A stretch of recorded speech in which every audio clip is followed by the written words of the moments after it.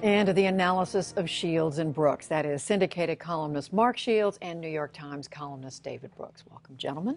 Rudy. So let's start with Syria. We did have the discussion a few minutes ago, Jeff, with three people, and you know, more than 100 people, David, killed today again in homes.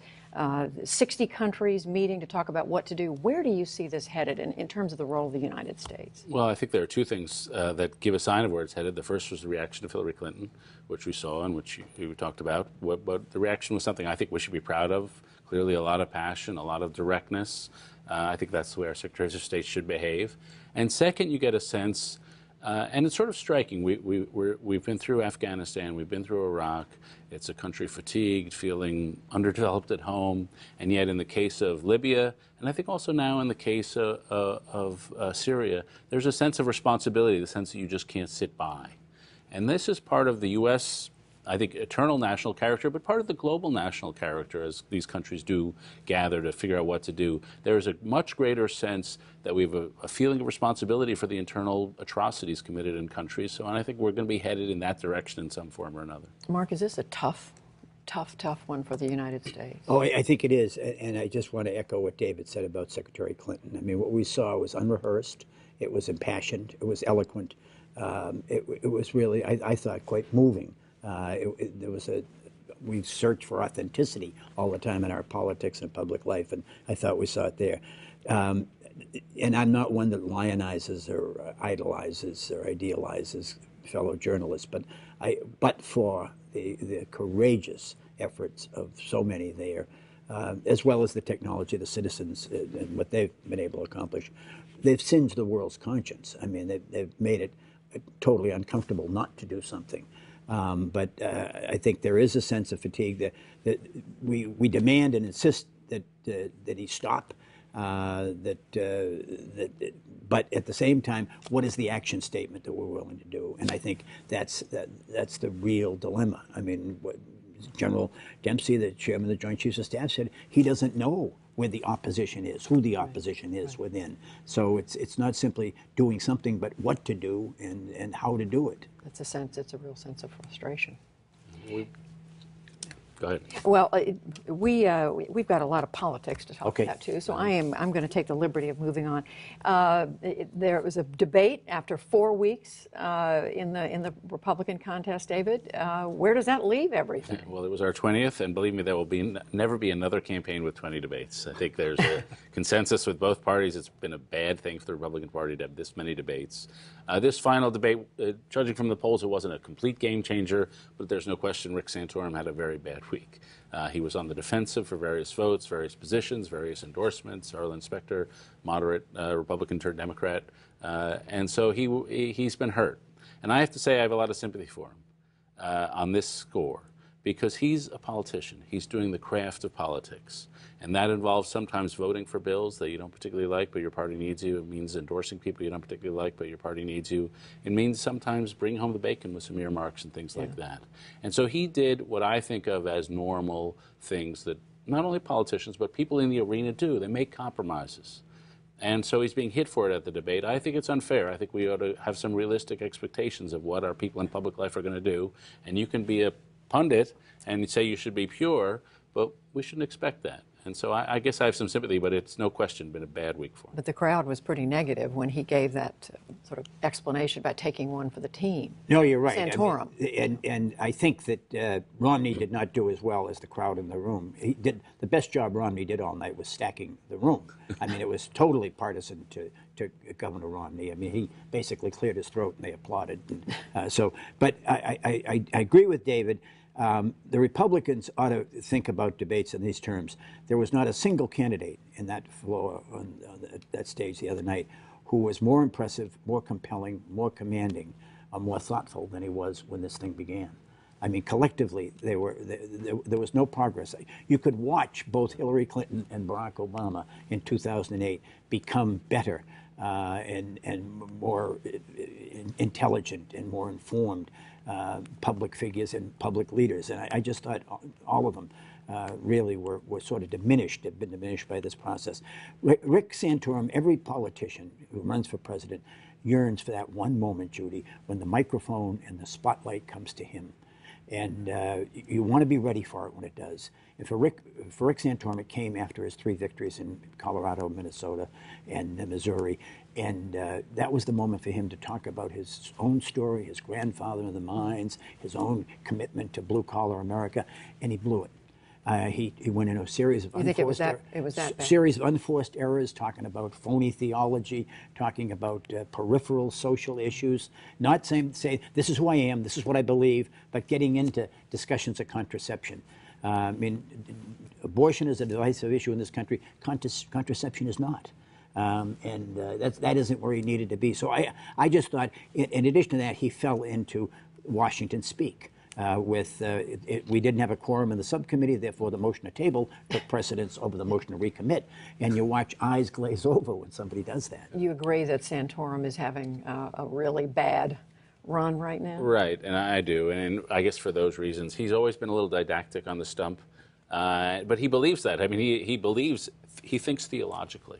There are some odd things about Santorum. He thinks theologically, and very few Americans, even regular church And he got in attendants, trouble the other day for using that word. Right, think theologically. Yeah. The second thing, and this always interests me about him, most of us, when something bad happens, we sort of skirt by it and want to think about some positive thing. Santorum, through the whole course of his career, has always looked at the tragedy in the face and dwelt upon it.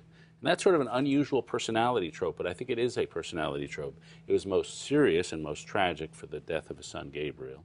But also in the campaigns, he dwells on the criticism, dwells on the negative, sometimes even in international affairs, dwelling on the threats. And so there's sort of a tragic sense about him, and sometimes that's not great political sense for people who want uplift, and so he didn't do uplift so well. But the final thing I'll say, and just about the tenor of the debates, as Mark said, they're not better than they were. And I think that's because it's become an identity marker. Are you with the team? And you have to stake out certain pure positions to show that you're with the Republican team. And so it's defeated thought and encouraged just, I'm totally pure. And we saw that with the immigration issue, where they have to be purer than pure now, which I'm not sure any of them actually believe that position, but they think they have to be there just to show I'm one of you.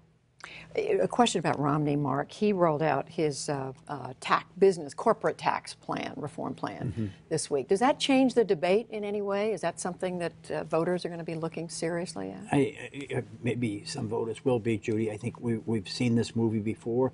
The rollout is always about we're going to lower the rates and eliminate expenditures, broaden the base. We never get quite to that second part. It seems to be the functional equivalent of what waste, fraud, and abuse used to be in balance in the budget.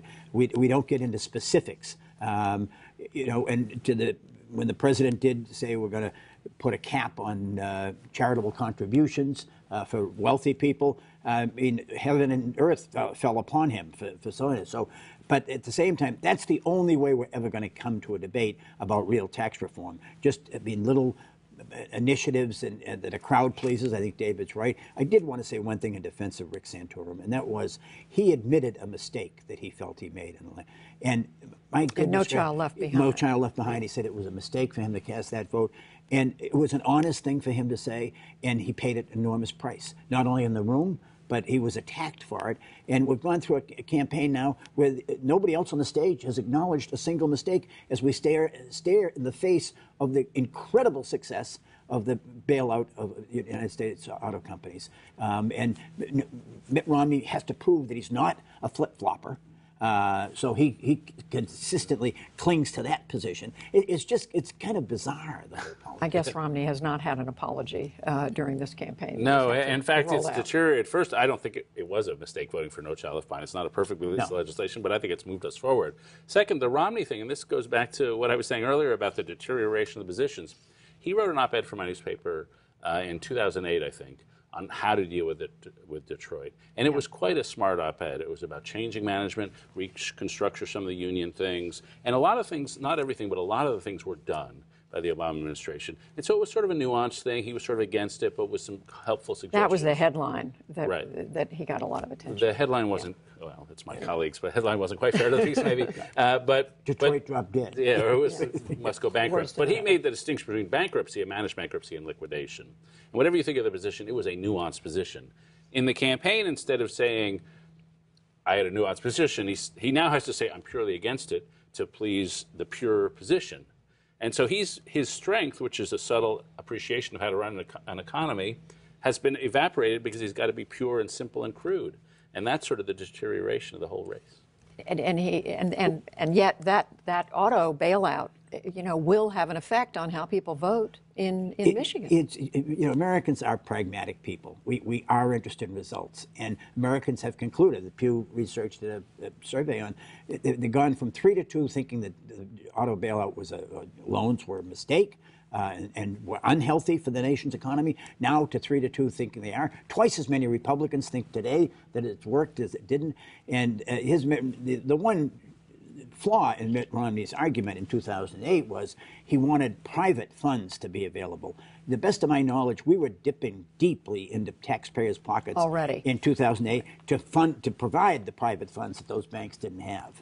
So but in terms of the corporate tax, David, you didn't get a chance to weigh in. Yeah. Well, I actually think we're moving in the right direction. So both President Obama has a corporate tax plan that he announced this week, or Timothy Geithner did, which is similar: lower the rates from 35 to 28 and close the loopholes. And then the Romney plan, which does a similar. They're not complete plans, but we're going to have to do tax reform probably in the early next year, and they set us up for that. So now, finally, before we go, point of personal privilege, we just want to take a moment to say that some congratulations are in order. Mark and David were awarded the first ever prize for civility in public life from Allegheny College in Western Pennsylvania. As the college president, James Mullen, said in giving you the award, quote, "It is the hope of today that through this award and our college's focus on civility, we might empower young people across the nation, that we might help them, help all of us, find the faith and the courage to engage in the public arena with civility and respect." So to both of you, Mark, congratulations. David, congratulations. Well, thank you. What does this mean to you? Well, it's lovely. I mean, it means most of all, we're grateful to, I think I speak for David, to Allegheny College and President Mullen for their attempts to bring civility and to lower the toxicity level in American public life and dialogue. But we are the beneficiaries of the standards laid down by Robert McNeil and Jim Lehrer. I mean, we literally stand on the shoulders of giants. It was they who demanded and insisted upon a standard of civility and dialogue which permeates this whole show and has been the gold standard in my judgment. So I'm grateful, but I'm appreciative. We stand as proxies for them. We stand on their shoulders as well. Yeah. And they're watching now. We hope they're hearing this. Yeah. I want to apologize for punching Mark at the end of the segment. Unfortunately, I lost my temper. And I agree with Mark. When you come on this show, there are certain expectations, and it's easy to fall into the expectations of civility and intelligence. And so it's just a pleasure to be part of the show. And maybe you'll never come to blows on the news hour. Is that right? I mean, can we count on that not happening? Keep that in the corridor. If he pushes that corporate tax thing much harder. Mark Shields, David Brooks, thank you both.